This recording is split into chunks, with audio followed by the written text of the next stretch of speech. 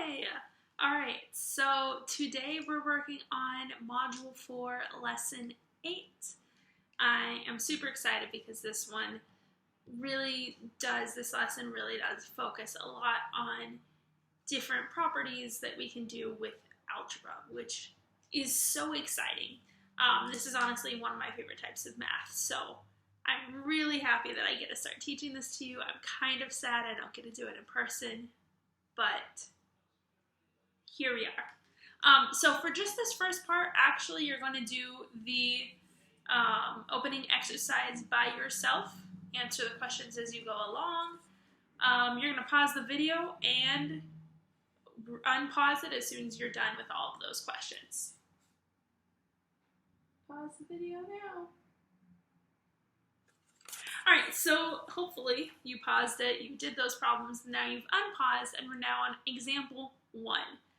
So this is working with the additive identity property of 0, which is super fancy, but basically it's going to be actually really easy. So it's a fancy name, additive identity property of 0, but it's super easy. So here's our example, g plus 0 equals g. So remember, a letter in mathematical expression represents a number, right? That g represents a number. So can we replace g with any number? And it's still going to be true. Yeah, any number. Any number plus 0 is going to be the same, right? So let's choose a value for g. I'm going to choose, actually, let's have Google. Okay, Google, pick a number between 1 and 10. Something went wrong. Please try again. Of course it did. Pick a number between 1 and 10. Something went wrong. Please try again. Oh, my battery's dead. Okay, so we won't do that. I'll just choose a random number. So let's choose the number 7. Okay? So I can say 7 plus 0 equals, it should be 7 in order for it to be the same, right? G is being replaced with 7, so g equals 7. And that's true, right? 7 plus 0 equals 7. We can test this with another number. Let's try the number 44. 44 plus 0 equals 44. Yeah, that's true. It's still going to be true even if I try a negative number. Let's try negative 3. Negative 3 plus 0 equals negative 3. And this is going to be true if I did something like 1,000,000 plus 0 equals 1,000,000. If I did 573,672,000,000, the answer plus 0 is going to be 573,672,000,000. It's going to be the same, right? Any number plus 0 is going to be that same original number. Okay? I told you, super fancy name for something you probably already knew. All right, so let's move to example 2. Oh, sorry. Example 1, will all values of g represent a true number sentence? Yes, even if I did 0, 0 plus 0 equals 0. So, in mathematical language, it's called the additive identity property of 0.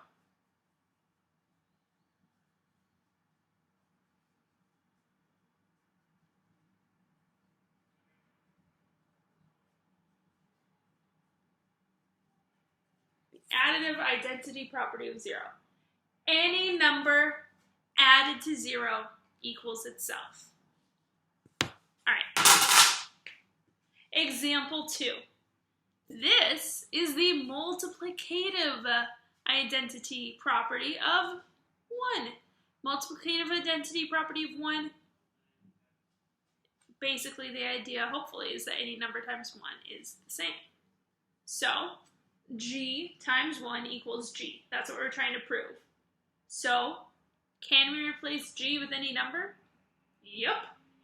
So let's choose a value for g. We're going to try quite a few. Let's try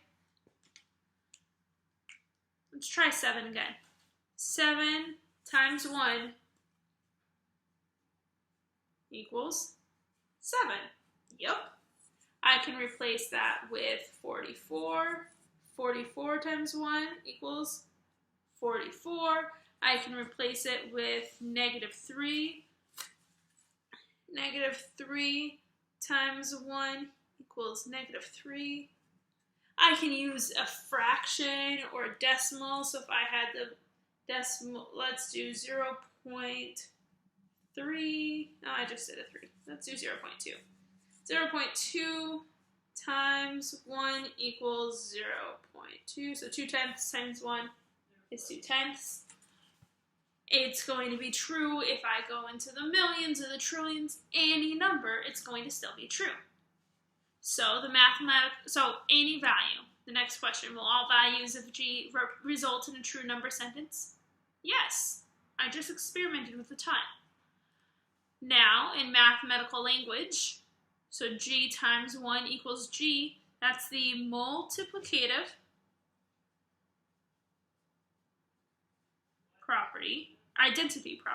multiplicative identity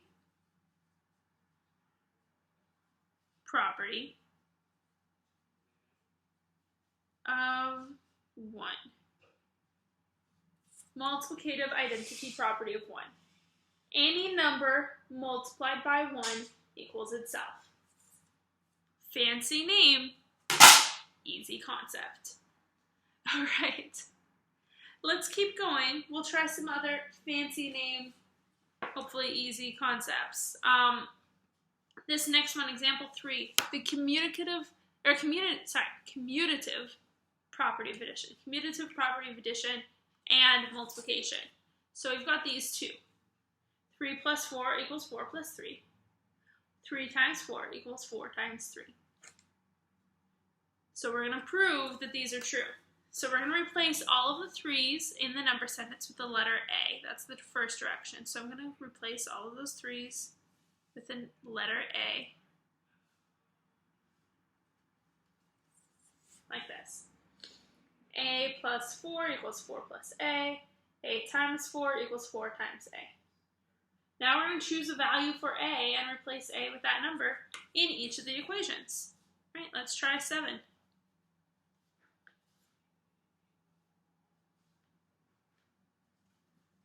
Seven plus 4, that's 11, equals 4 plus 7, that's also 11. 7 times 4, that's 28, equals 4 times 7, that's also 28. Will all values of A result in a true number sentence? Let's double check. So we're going to try. We'll try this with negative 2. So we'll try it with a negative number. Negative 2 plus 4 is, it turns out, 2. So negative 2 plus 4 is 2. 4 plus negative 2 is 2. Negative 2 times 4 is negative 8. And 4 times negative 2 is also negative 8. We can try it with 0.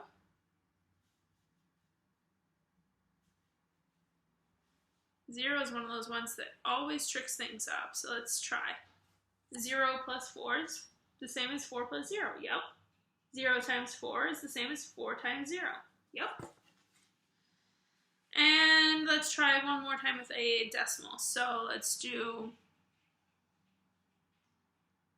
half. So 0.5. That's 5 tenths. 0.5, 0.5. All right, 5 tenths times 4 equals 4 times 5 tenths. Yep. And 5 tenths plus 4 equals 4 times plus 5 tenths. Yep.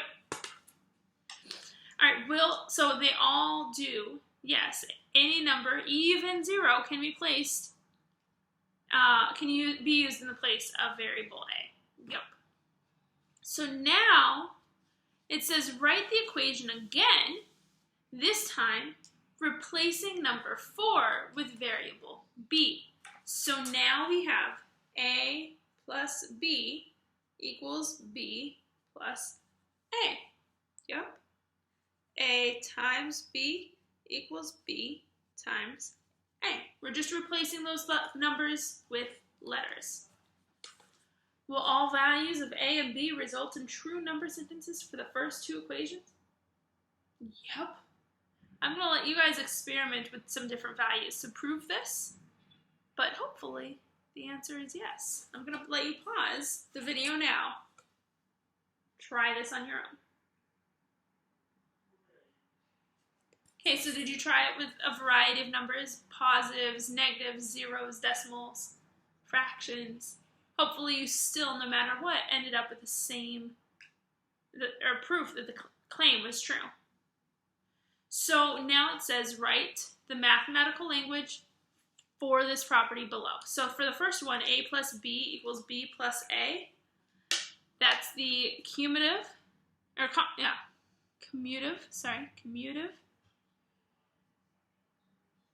property of addition. I ran out of space for the word addition.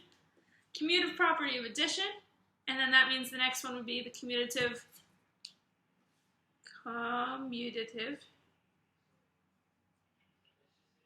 property of multiplication.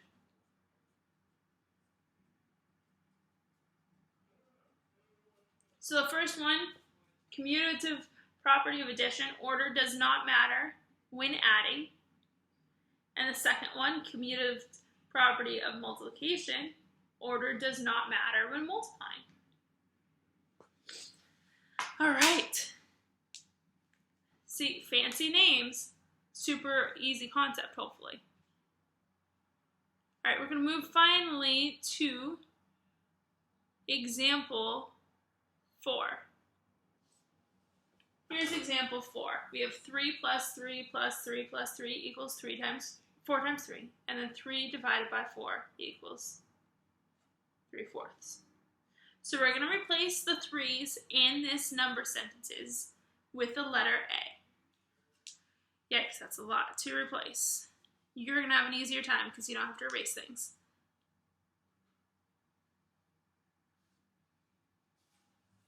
So there's our addition and multiplication. And then I'll do the same thing with my division and my fraction. So it should look something like this. So choose a value for A and replace A with that number in each of the equations. What do we observe? So I'm going to try, for the first one, let's go 3 plus 3 plus 3 plus 3 equals 4 times 3.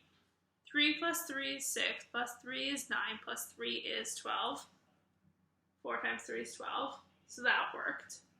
And I work with the next one. Let's go 16 divided by 4 equals 16/4. 16 divided by 4 equals 16/4. Yep. I can try it again on that last one especially. Let's try something smaller than 4. Let's go 2 divided by 4. 2 divided by 4, that should be about half, right? And 2/4 also equal to half. Trying this with any numbers, even 0, should be true because you can divide 0 divided by something. 0 divided by 4 is the same as 0/4. That you can do. You just can't divide 4 divided by 0. So that's where we're going to have a hard time. So, actually, go ahead and try it with those different numbers. Try positives, negatives, fractions, zeros. Okay, and now I want you to, we're going to write the equations again. We're going to do A plus A plus A plus A equals B times A. And then A divided by B equals A over B. But we know already you can't have B can't be 0. So I'm going to say B is not equal to 0. That's the not equal sign. It's equal with a cross. So B cannot equal 0 because we can't divide by 0. So in the equation, that first one, A plus A plus A plus A equals B times A, any variable can be substituted for the variable A, right? Any number can be there. But only 4 can be a substitute here because there are 4 A's here. Because there are 4 A's here, you can only have 4 here. If you did a different number of A's, then B would be a different number. So since there are only 4 copies of A, that one doesn't quite work. For the next one, A divided by B equals A over B unless B equals 0. It is true for all values of A and for all values of B as long as B does not equal 0. If B equals 0, then suddenly we have a hard time. All right. These are a lot of different properties. I understand that was a lot all at once. 16-minute long video. Yikes. But these are super important that you remember. Remembering the name, honestly, isn't the big deal. It's remembering the concept behind it. Remembering that you can multiply by 1 and it stays the same. Remembering that you can add 0 and it stays the same. Remembering you can switch the order and it stays the same. Remembering that you can rewrite division as a fraction or vice versa is important.